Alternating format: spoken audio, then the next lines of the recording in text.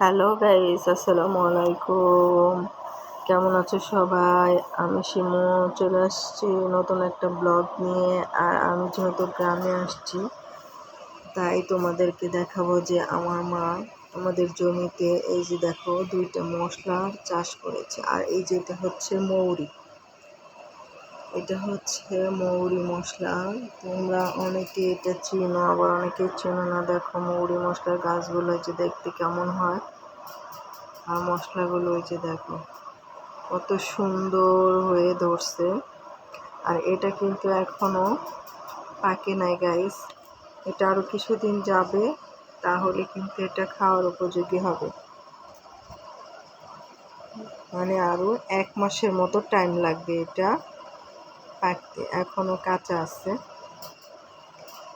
আর এই মশলাটা আমার মা নিজেই আমাদের জমিতে চাষ করে থাকে। আমরা নিজেরা খাই এবং কি আমরা বিক্রি করে থাকি এটা। আর দেখতে পাচ্ছ গাইস, এই যে আরেকটা মশলা, আর এটা হচ্ছে রাঁধুনি। এটা হচ্ছে রাঁধুনি মশলার গাছ। এখনো রাঁধুনির বীজগুলো ভালো মতো ধরে নাই, মানে মাত্র ফুল আসতেছে। এই যে দেখতে পাচ্ছ গাছ, কত গাছগুলা সবুজ সতেজ। এই মশলাটা অনেক ছোট ছোট হয় দানাগুলা।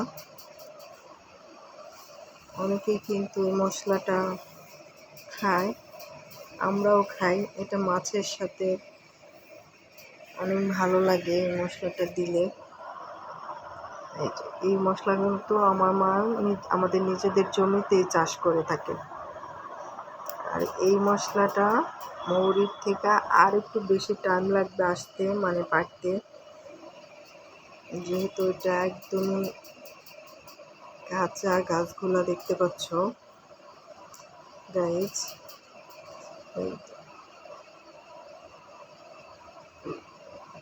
আর এই যে দেখতে পাচ্ছ আমাদের 2টা কলা গাছে কত সুন্দর কলার কাঁদি আসছে। আমার ভিডিওটা যদি ভালো লাগে প্লিজ লাইক কমেন্ট শেয়ার করো।